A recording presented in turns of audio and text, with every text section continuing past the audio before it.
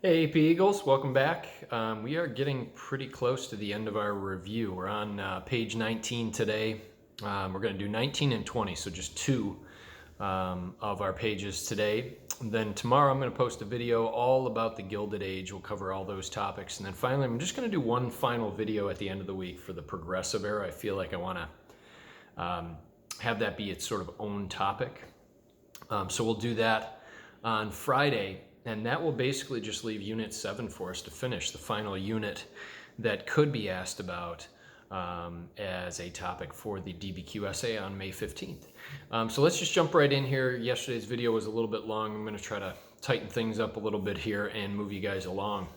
We're on page 19, and page 19 is on the Reconstruction era. So yesterday we finished the Civil War.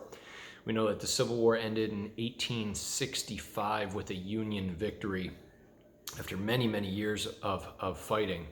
So in 1865, this concept of Reconstruction or rebuilding of the nation is going to fall on Abraham Lincoln and the U.S. government. But it's not going to fall on Abraham Lincoln for all that long. As we know, he is going to be assassinated shortly after the Civil War ends. But while Lincoln was alive and while the Civil War was actually still going on, he created his Reconstruction Plan. Now, this is commonly referred to as Lincoln's Reconstruction Plan or Lincoln's 10% Plan. And remember, Lincoln's goal with his Reconstruction Plan was to get the South united with the North again as quickly as possible. Okay, sometimes I refer to this as sort of like a forgive and forget kind of policy. Let's just move on from this whole Civil War. Let's just put this country back together. Let's just get on with our lives. So Lincoln's plan is known as being sort of lenient, right, as sort of forgiving to the South. And the whole 10% piece was that idea that once 10% of Southerners who had voted in the 1860 election, once 10% of them swore an oath of loyalty to the Union, then that Southern state could go through the process of being readmitted to the Union. They would have to write a new state constitution and those sorts of things. But they would sort of be forgiven and brought back into the Union as quickly as possible. Now, this was Lincoln's plan. Lincoln, of course, will be assassinated, and that means that Andrew Johnson becomes the President of the United States. That's Lincoln's vice president. Now, Andrew Johnson, not nearly as popular as Lincoln, of course, would sort of assume Lincoln's plan for the most part. It is sort of known as Johnson's Reconstruction Plan, but it looks very similar. However, because Johnson was not nearly as popular or trusted as Lincoln was, there will not be the support for Johnson's Reconstruction Plan. And the reason for that is because there's a group of politicians at this time in Congress known as the Radical Republicans. And the Radical Republicans, even though Lincoln and Johnson are both Republicans, there is a group of what are known as Radical Republicans who want something very different from Lincoln and Johnson's plan. They're interested more in punishing the South, making the South pay for what they had done during the Civil War.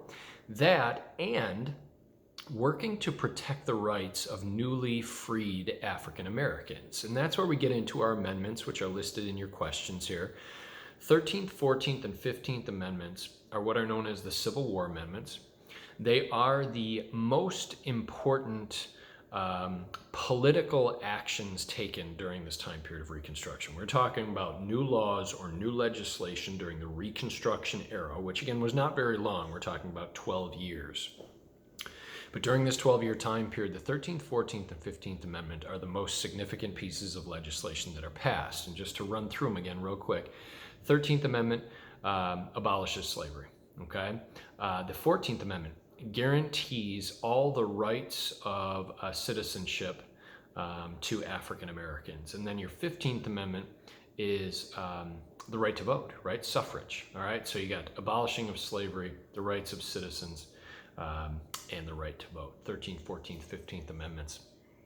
And the Radical Republicans want to make sure that those amendments are ensured and guaranteed to African Americans moving forward. Now remember, Johnson is sort of known as being a racist, as not seeing eye to eye with the radical Republicans. And that's part of the reason that the radical Republicans will attempt to impeach him. Remember, that impeachment process is unsuccessful, but only because it fell one vote short in the Senate. It made its way through the House of Representatives, but didn't make it through the Senate. However, at this point, Johnson is disgraced and greatly weakened, and that means the radical Republicans are going to get their way with Reconstruction. And that's where we get that whole radical Reconstruction plan.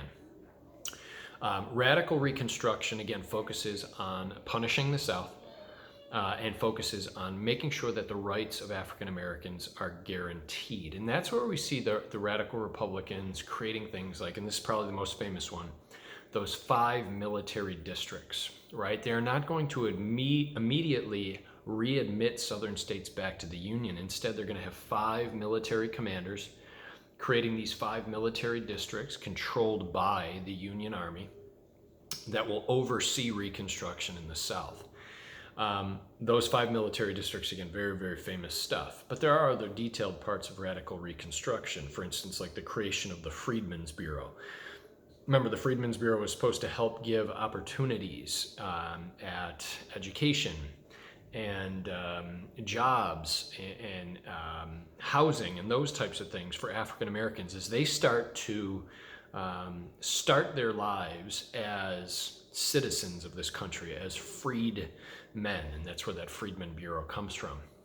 Okay, so the radical Republicans throughout Reconstruction are trying to make it their goal to change the South, to get away from the history of slavery and that reputation of slavery, and move African Americans towards greater citizenship and again, controlling the South and making this happen. The problem is it's not going to work. All right, and that's going to be ultimately the failure of Reconstruction. The rest of the bullet points in your notes are going to kind of get into the ways that the South is going to be able to avoid those plans outlined by radical Republicans, okay? For instance, sharecropping. Now, you guys know that the 13th Amendment abolished slavery. The idea was now that these freedmen would have opportunities, right? Economic opportunities at different jobs and those types of things. What Southerners will do is they will create a situation where ex-slaves who are looking for jobs, and of course many can't read or write or know any of these sort of skills to get good high-paying jobs, will often find themselves going back to the same plantations that they had worked on as slaves. And they will work as sharecroppers, and they will sign a sharecropping contract which locks them to the land and takes a huge portion of the crops they produce and burdens them with all these responsibilities and essentially makes them poor because the contract has them so poorly paid. And really what the Southerners are doing is they're just creating what we call slavery under a new disguise. It's not called slavery anymore, it's called sharecropping, but when you look at it, it looks like and feels like slavery. And that's really what Southerners, Southern Democrats are trying to do at this time, is make it feel like slavery still exists. All right, that's where we get into some of these other things like the poll taxes and the literacy tests and the grandfather clause. Now, I'm not going to go over all of them, but look those things up. And what all of those things are these sneaky little ways that Southern Democrats will insert these things, by the way, into the new state constitutions. They'll sneak them in.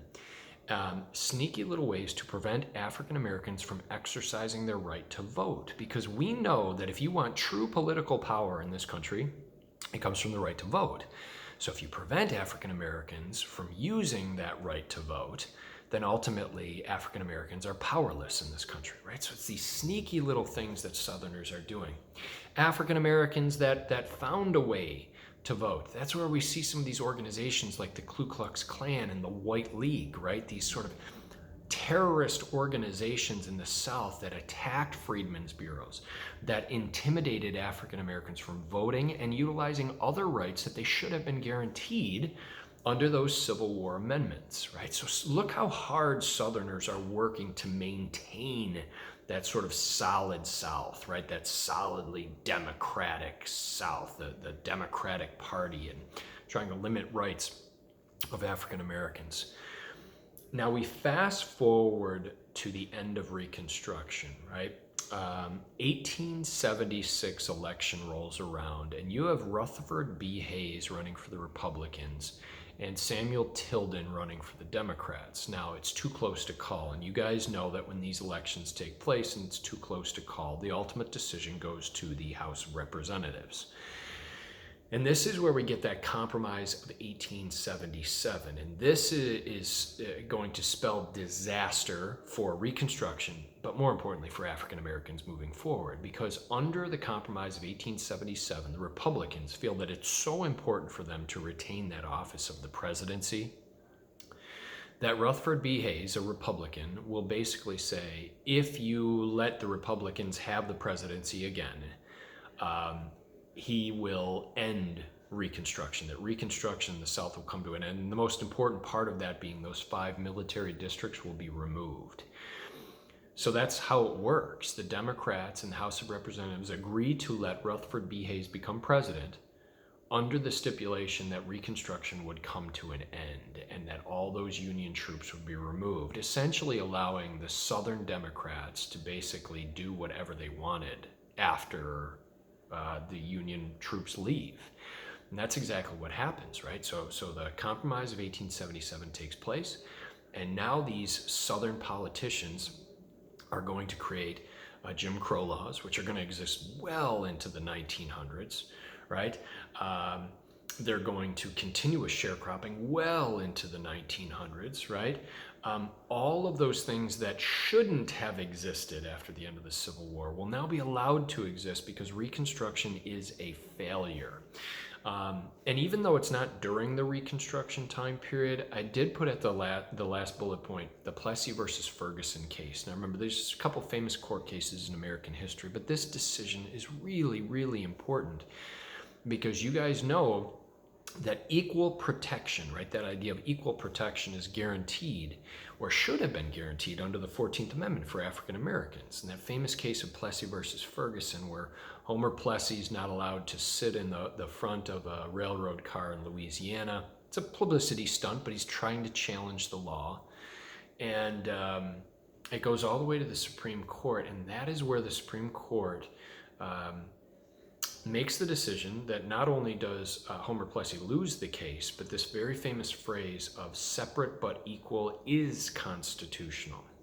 Right? That's what is ultimately going to be decided, that it is fair to segregate white people and black people in the United States, right? Separate but equal is constitutional. And of course, a terrible, terrible decision that won't be overturned until you get into the 1950s with the case of Brown versus the Board of Education. But I felt like that court case, even though it's not within the time period of Reconstruction, because it wasn't until the mid-1890s, but it just shows that those Jim Crow laws are set, that the South is going to do what they want, and that they're going to work as hard as possible to limit the rights of African Americans. Okay? Now that ends Unit 5 for you guys, and that introduces us into Unit 6. And Unit 6 starts with westward expansion, okay, because right around the end of the Civil War, there's this idea that now that Manifest Destiny is complete, remember we got sidetracked after Manifest Destiny with the whole Civil War and sectionalism. But Manifest Destiny had taken place into the 1840s and early 1850s. It's time for Americans to start settling in that land gained from Manifest Destiny. So Manifest Destiny starts Unit 6. The rest of Unit 6, by the way, is the Gilded Age, which we'll jump into tomorrow. So just very quickly for page 20 of your review notes, you have westward expansion, late 1800s. A couple important topics to mention. Again, this very well could be part of your DBQ essay. I think territorial expansion could be a very popular topic, so just be ready for this one. Now, we already talked about Manifest Destiny and the land gains and those types of things. This is sort of part 2 of that story. I did want to start by mentioning the California Gold Rush. Remember, it's at Sutter's Mill in 1848 that gold is discovered, triggering this massive movement of 49ers, right? All the way out to California, which would, by the way, include immigrants from Asia coming across the Pacific as well. But this California Gold Rush had asked for the impact. The impact, for the biggest one anyway, is the settlement of California. California still remains one of our most populated states in the country. And part of the reason that it becomes so populated is because of this initial rush of Americans out during the gold rush. The American government loves this. This is exactly what the American government wanted, right? If you're going to gain the land and manifest destiny, you don't want to leave the land empty and open and sort of unused. So the American government wants this to take place. But after the gold rush, things sort of quiet down. So the American government is working on finding ways to get Americans out west. And that's where the technology piece comes in, right? Transcontinental Railroad is one of the biggest pieces of technology that's going to impact westward settlement. It is finished in the late 1860s, and the Transcontinental Railroad becomes the mode of transportation that connects the East and West. All right, another famous piece of technology at this time that's going to connect those pieces is the communication system. You have the invention of the telegraph, and the telegraph will be used to connect east to west. I also threw in here barbed wire. Now, barbed wire, although it doesn't impact westward settlement so much, or the movement of people out west, barbed wire is one of these really important inventions for settlers that had gotten their land out west.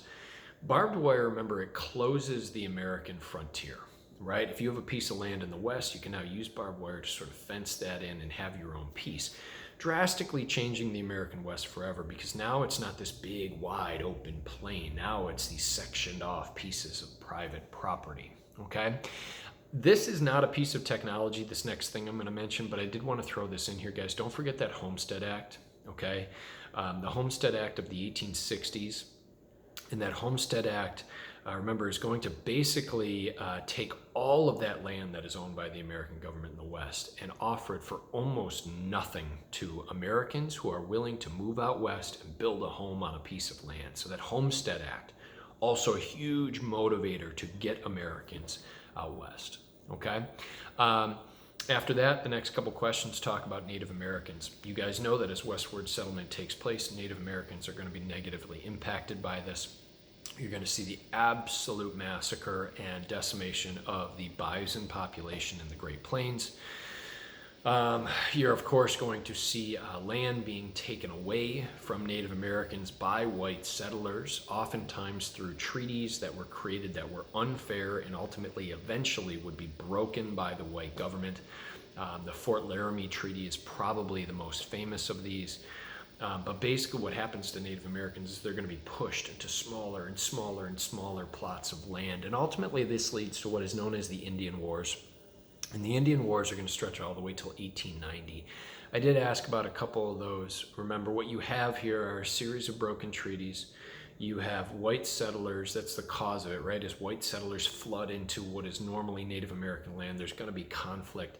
You have a couple famous battles. You have the Battle of Little Bighorn, where General Custer and his troops are killed by Native Americans. Custer is to blame. He's the one that attacked the Sioux Indians first.